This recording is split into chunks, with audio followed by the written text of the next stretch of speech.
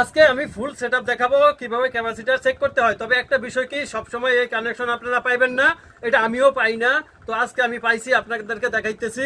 এখানে তিনটা তার হচ্ছে কালা, দেখেন, আর একটা তার হচ্ছে লাল। এই যে দেখেন, ভিতর থেকে দেখেন, ভিতর থেকে তিনটা তার হচ্ছে কালা, একটা তার হচ্ছে লাল। এই তার তিনটা কিভাবে আমি চেক করব দেখেন।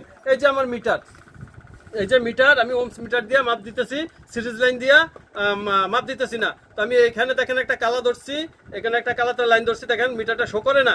এই দেখেন এখানে, এই দেখেন, এই যে এখন শো করছে, এই যে মিটারটা শো করছে, তার মানে এই দুটো তার স্টার্টিং হবে, স্টার্টিং বা রানিং যাই হোক।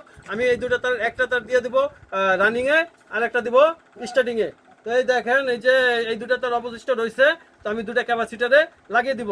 এই একটা তার লাগিয়ে দিলাম, আর এই একটা তার লাগিয়ে দিলাম। তার মানে কি হলো, দুটো, একটা স্টার্টিং ক্যাপাসিটার, একটা রানিং ক্যাপাসিটার চলে গেল। এখন আমি আপনাদেরকে টেস্ট করে দেখাবো যে কিভাবে ঘোরে। দেখেন, এই যে আমি একটা, এই দুটো তারের সাথে একটা দিলাম ক্যাপাসিটার, একটা লাল তারের সাথে দিলাম, তার মানে ওইদিকে ঘুরতেছে, দেখেন। আচ্ছা, পরবর্তীতে আমি আবার দিলাম কালা তারে, দেখেন উল্টো করতেছে। তো এখানে হয়েছে কি বিষয়টা, আপনার মেইন তার যদি এখানে একটা লাগাইবেন, এখানে একটা দিলে উল্টো করবে, একটা ভাগ করবে, তো আপনি ভাওটা রাখবেন। তো আমার ভিডিওটি ভালো লাগলে লাইক কমেন্ট শেয়ার দিয়ে পাশে রাখবেন। ইউটিউব দিয়ে